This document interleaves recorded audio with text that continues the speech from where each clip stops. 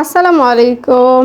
বেশ কিছুদিন ধরে সান্তাহার থেকে শুরু করে আমাদের উত্তরবঙ্গে প্রচন্ড গরম পড়তেছে। এই গরমের মধ্যে মনে হচ্ছিল পানির মধ্যে সারাদিন বসে থাকি, এরকম একটা অবস্থা। গরমে একদমই সবাই ক্লান্ত হয়ে গেছে। আর এই গরমের উপকারী জিনিস হচ্ছে এই যে ডাব খেলে কিন্তু শরীর অনেক বেশি ঠান্ডা থাকে আর ভালো থাকে। তার মধ্যে ছোট ভাই খাবে স্প্রাইট, তো এটাও নিয়ে আসলাম বাহির থেকে। আর ডাব খাবো না তা কি কখনো হয়? তো আবার একটা না দুইটা ডাব একদম কাটবো আজকে। তো আবার এগুলো ডাব নিয়ে আসছে অনেক বড় বড় ডাব কিনেছি এই জন্য যে ভিতরে একটু শ্বাস থাকে, আর এই শ্বাস খেতে অনেক বেশি মজা লাগে। তো শ্বাস খাওয়ার জন্য মূলত আমি বড় ডাব নিয়েছিলাম। আর আলহামদুলিল্লাহ ডাবের পানি অনেকগুলান হয়েছিল। তো এই ডাবের পানি পরিবারের সবাই মিলে আমরা খাবো, যেহেতু এখন গরমের সময় সবাই মিলেই খাওয়া লাগবে। আর আমার ছোট বোনও বাসায় এসেছে, তো সবাই মিলে এখন এই শ্বাসগুলো আমি আর আমার ছোট বোন দুজন মিলে এই শ্বাসগুলো তুললাম। আলহামদুলিল্লাহ এই যে ছোট্ট একটু বাটিতে অনেকগুলো শ্বাস হয়েছে, এগুলো এখন আমি, আমার ছোট ভাই আর ছোট বোন আমরা তিনজন মিলে খাবো। আর ছোট বোন বাসায় এসেছে এই কারণে মাছ নিয়ে এসছে, যেহেতু গরুর মাংস খেতে খেতে কুরবানি ঈদের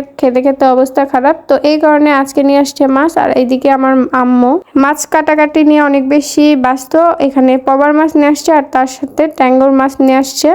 আর আজকে এই মাছগুলোই রান্না করবো। দেখা যাক এই মাছগুলো দিয়ে কি রকম রান্না করি আর কি করি। আর আব্বু বাজার থেকে বেগুন, তারপর হচ্ছে ঢেঁড়স, তারপর আলু, তারপর সবকিছু নিয়ে আসছে। আর এগুলো দেখে মনে হচ্ছে এগুলো টাটকা ফল। তো এইগুলো দিয়ে আজকে ট্যাংরা মাছ ঝোল করা হবে। তো এখানে বেগুন কিছুটা কেটে নিছে, তার সাথে আলু কিছুটা কেটে নিছে, আর তার সাথে নিয়েছিল পটল। তো এগুলো আর তার সাথে ডাল আজকে রান্না হবে। অনেকদিন ধরে গরুর মাংস খেয়ে বিরক্ত ধরে গেছে, আর গরুর মাংস খাওয়াই যাবে না। আর ছোট বোন আসছে, ছোট বোনও এগুলো খাবে না। তো এই কারণে নতুন আর একটা ইউনিক খাবার বানাবো আজকে। তো এগুলো দিয়ে আজকে আমরা ঝোল করব। আমার দাদি যদিও বা করবে, আমি করব না। ছোট বোনের আবদার, সে মাছগুলো ভাজি করে খাবে, আলুও ভাজি করবে, তার সাথে পটলও ভাজি করবে। তো ওখানে আমার আম্মু ট্যাংরা মাছগুলোতে লবণ, হলুদ আর একটু গুঁড়ামরিচ দিয়ে ভালো করে মেখে নিল। নেওয়ার পর এগুলো এখন চুলায় তুলে দিবে। আর এখানে সামান্য কিছু পরিমাণের আলুও ভেজে নিবে, এখানে একদম মশলা অ্যাড করে দিবে, তার সাথে পটলও সবগুলো আলাদা করে রেখে দিছে। তো এখন এই ট্যাংরা মাছগুলো এখন ভাজি করা হবে। তো এগুলো ভাজার পর এগুলোতে তরকারিতে দিবে। হয়তো ভিডিওতে দেখতে মনে হচ্ছে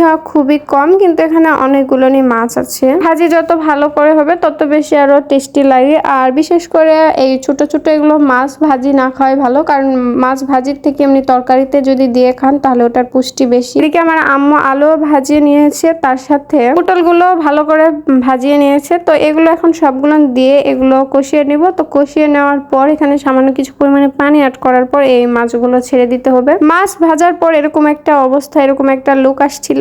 তো সবগুলো মাছ ভাজি, তো ভাজার কারণে এরকম একটা কালার আসছিল। তারপর এখানে ধনিয়া গুঁড়া দিছিল, তো ধনিয়া গুঁড়া দেওয়ার জন্য আর একটু কেমন জানি একটা কালার আসছে, বাট আসলে রান্নাটা অনেক বেশি স্বাদ ছিল আর অনেক বেশি টেস্ট ছিল। আর আজকে রান্না হবে কচুর ভর্তা। কে কে খেতে পছন্দ করেন অবশ্যই জানাবেন। এগুলো ডাক্তার খেতে বলছে, এই কারণে মূলত খাওয়া আমাদের। ভিডিওটা এতদূর পর্যন্ত। আল্লাহ হাফিজ।